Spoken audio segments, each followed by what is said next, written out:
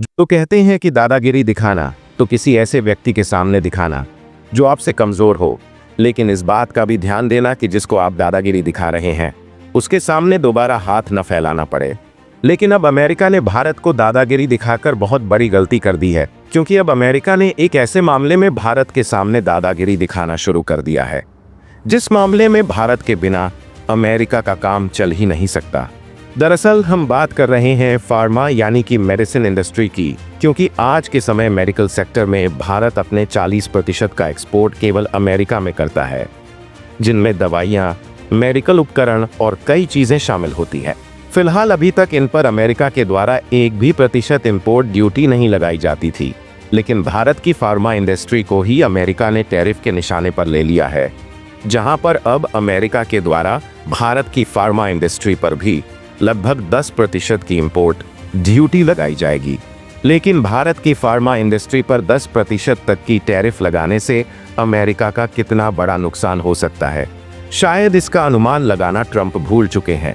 पूरी डेवलपमेंट क्या है इस वीडियो में समझते हैं, लेकिन आगे बढ़ने से पहले इस वीडियो को एक लाइक करके चैनल को सब्सक्राइब जरूर कर लीजिए, क्योंकि यह आपके लिए तो 1 सेकंड का काम है, लेकिन इससे हमारी काफी बड़ी मदद होती है। दरअसल देखा जाए तो फिलहाल बनता हुआ माहौल इस ओर साफ साफ इशारा कर रहा है कि डोनाल्ड ट्रंप टैरिफ लगाने की होड़ में इस तरीके से जुट चुके हैं कि शायद उन्होंने इस बात की कसम खा ली हो कि उनका भले ही कितना बड़ा नुकसान क्यों ना हो जाए, लेकिन वह उन देशों का नुकसान करके ही रहेंगे जो देश उनकी मार्केट का फायदा उठाकर हर साल अरबों डॉलर में कमाई करते हैं। क्योंकि भारत भी अमेरिकी मार्केट से हर साल अरबों डॉलर में कमाई करने वाला एक देश है, इसलिए इनके द्वारा भारत पर रेसिप्रोकल टैरिफ लगाने की बात हो रही है। जहां बात आगे बढ़ते बढ़ते अब भारत की फार्मा इंडस्ट्री पर पहुंच चुकी है।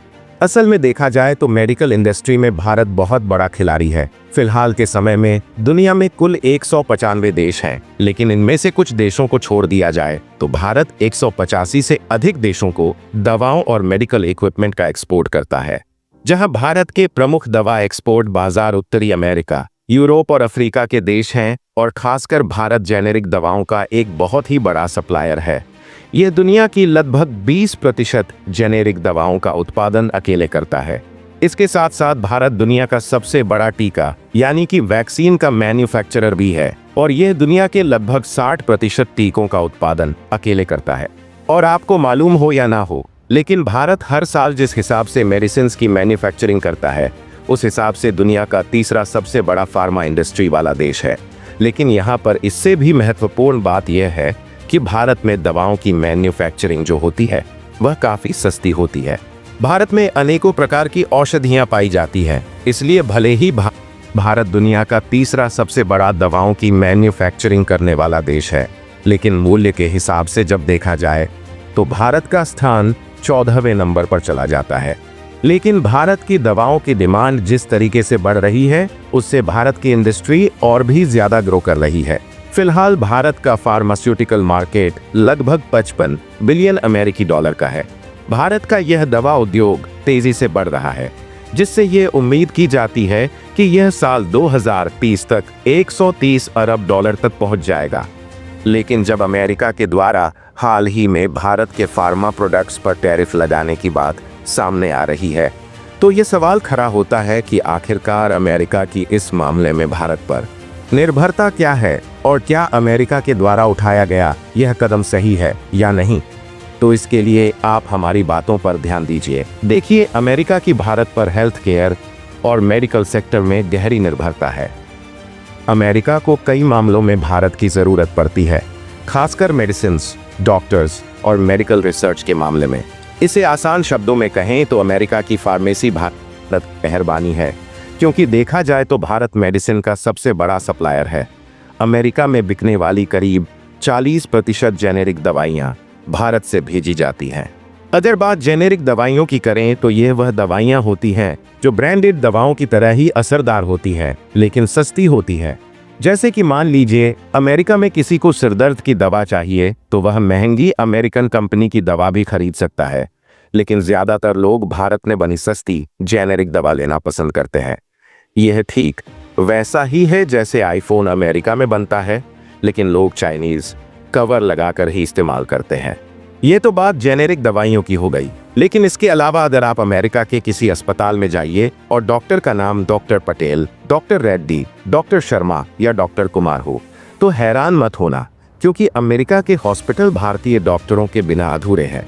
अमेरिका में बहुत बड़ी संख्या में डॉक्टर, नर्स और मेडिकल स्टाफ भारतीय होते हैं। यहाँ तक कि अमेरिका में हर चौथा डॉक्टर भारत का ही होता है। इस बात को हमने पहले ही बताया था कि भारत दुनिया का सबसे बड़ा वैक्सीन मैन्युफैक्चरर है।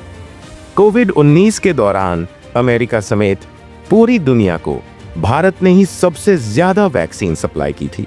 कहने का मतलब अमेरिका की हालत वैसी थी जैसे बड़े भाई के पास पैसे हैं, लेकिन खाना छोटा भाई बनाकर खिलाता है।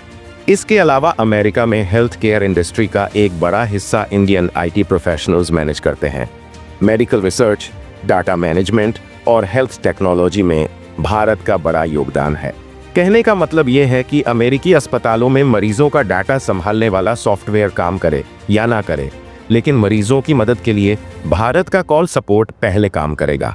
इसीलिए रिपोर्ट में इस बात का दावा किया जा रहा है कि अगर अमेरिका भारत की दवाइयां और फार्मा प्रोडक्ट्स पर रेसिप्रोकल टैरिफ लगाता है, तो ये अमेरिकी कस्टमर को काफी ज्यादा प्रभावित करेगा, क्योंकि इसके बाद उन्हें महंगी दवाइयां खरीदनी पड़ेंगी। अमेरिका में आयरलैंड से 31 मिलियन, जर्मनी से 21 मिलियन, स्विट्जरलैंड से करीब 18 मिलियन, लेकिन भारत से करीब $1 अरब की मेडिकल प्रोडक्ट अमेरिका में भेजी जाती हैं। यहाँ पर ध्यान देने वाली बात यह है कि ऐसा नहीं है कि भारत से कम मात्रा में अमेरिका मेडिकल प्रोडक्ट का इंपोर्ट करता है, बल्कि ऐसा इसलिए है क्योंकि भारत की दवाइयाँ अमेरिकी मार्केट में सस्ती होती है।